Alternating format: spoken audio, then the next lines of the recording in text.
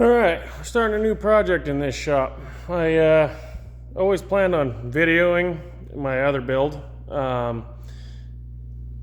Didn't work out very good, and now I'm actually going to be building another Jeep. Other build is my 46 Willys. I had a bunch of video for it, but it didn't work out. I did a 3-link front suspension with coilovers, a 4-link rear with coil springs. Those are off a factory JK. Anyways, being on 43-inch tires and an 82-inch wheelbase, this thing is way too squirrely off-road. It wants to wheelie over backwards. So we're actually gonna build a new Jeep. And this one, here's the start of it.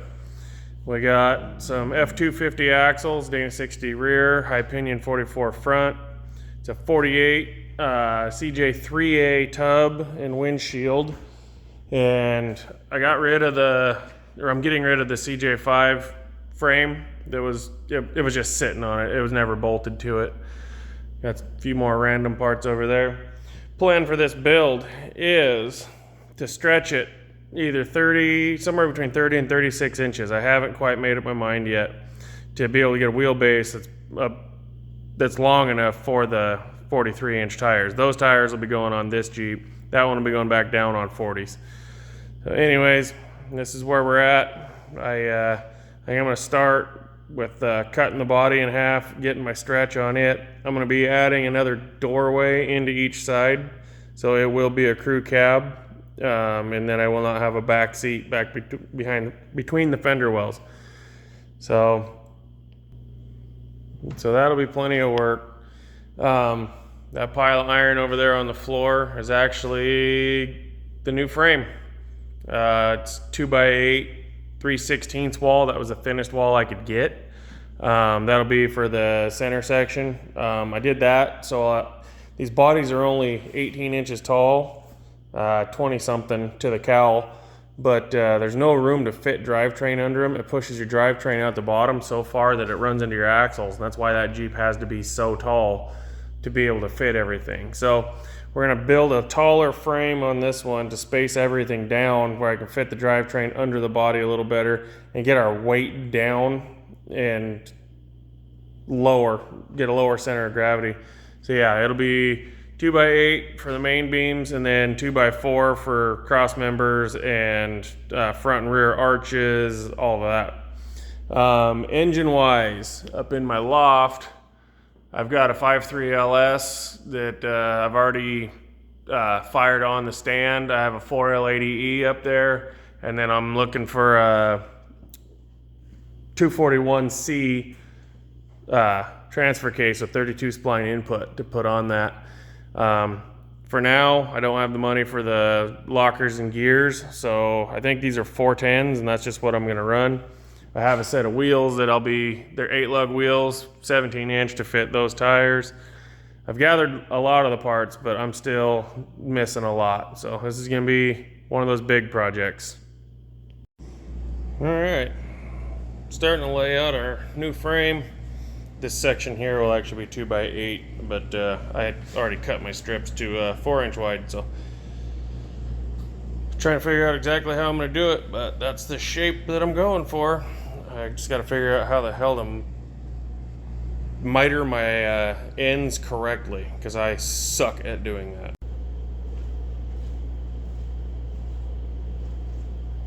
When I decided to do this build, I scoured the internet looking for any types of information on how to build a frame. A little bit of Pirate 4x4, other websites. Found some descriptions, but never any real videos on how to do it. I've never built a frame before. I don't want to try and stretch a factory frame. I feel I can build a much stronger frame, and actually I'm using 2x8 sidewalls to be able to tuck everything and have a flat belly on this next Jeep. I am terrible about videoing and remembering to video. So to start off today, I ran around a lot trying to figure out a way to make templates to be able to build this frame. I was going to try and trace my current Jeep frame. I was looking at the CJ5 frame outside, decided not to do that. Went up to my dad's, there's another frame sitting up there for a CJ2A, but tracing those frames that are really arched doesn't work for trying to build one out of rectangle tube. So I just took some measurements and built templates out of poster board. One of them's missing, but I built my frame rail out of paper first, put it up in there, it worked. So then I just cut everything at my miter angles and laid it on a 10-foot chunk of tubing, and that's where we are here. These are the back arches. I'm starting at the back of the frame because I don't know what I'm going to do with the front, or how long my stretch is going to be, so I'm just starting here, and I can get all my arms built, hooked onto the frame rails themselves. I can set everything up, and I'm going to weld it to this table once the rails are built, and then I'm going to set the body up on top of that, and I'm going to cut the body in half. I can set the rear where it's going to be, and then I'm going to move the front up where I think it needs to be, and then I can start figuring and maneuvering things from there to try and get it set how I think it'll work best.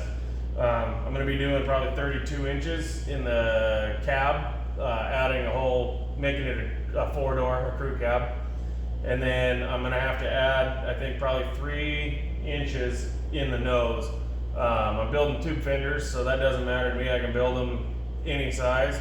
The hood is going to be the tricky part, and I'm going to be highlighting a hood anyway, so I don't want to use a Willys stamped hood and ruin that. I'm actually just going to build an entire new hood, and that's going to be a learning experience for sure.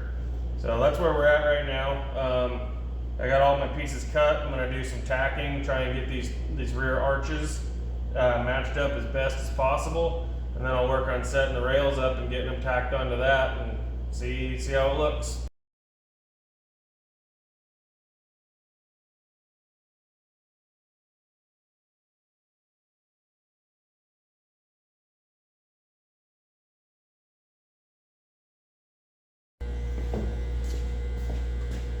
Alright, well, we got it tacked up. It looks pretty straight.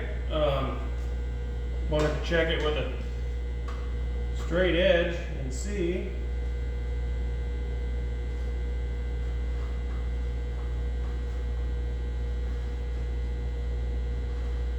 Boy, I'm happy with that. It's pretty nice. Cool. Well, I just have to repeat that process on the other side, laying there. I'll probably end up laying that one on top of this one so I don't have to measure 10, 15 times to get things straight. But yeah, coming along.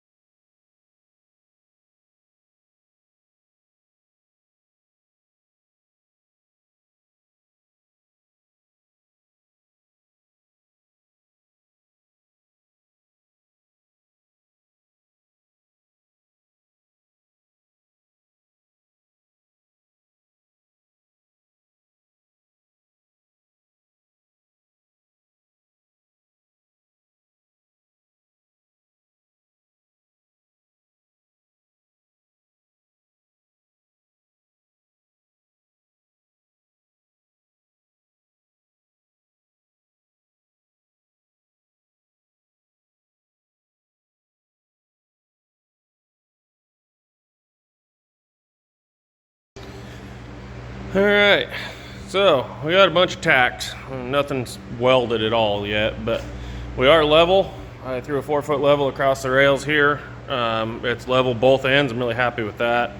I tacked the frame rails to the table so nothing can move. Reason for setting it up the way I did is I still have to cut off this end of the rails. I don't know exactly where that's going to be yet, so basically I wanted to get it to this point where I can set the body back on it and get the back set where it's going to be, and I cut it in half and pull the cowl forward, get all my measurements, then figure out where to cut, and I'll lop these off. And then I'll build the front arches and we'll have us a frame.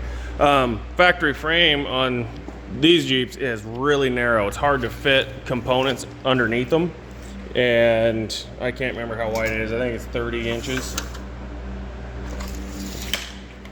It's like 29 to 30 inches. Well, between the fenders in the back on the new tub, it is 36 inches width. I'm gonna build the frame 36 inches wide, just a little more stability, and it'll make it easier for mountain rear coilovers and everything like that in the future. So I'm gonna widen it there. At the front here, I might end up having to pie cut it and tip the rails in.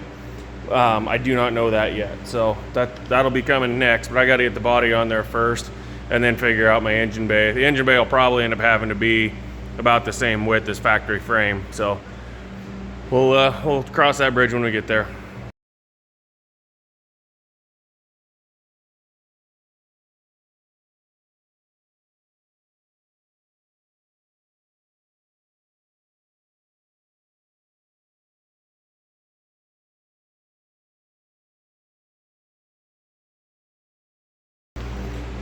Well, there she is.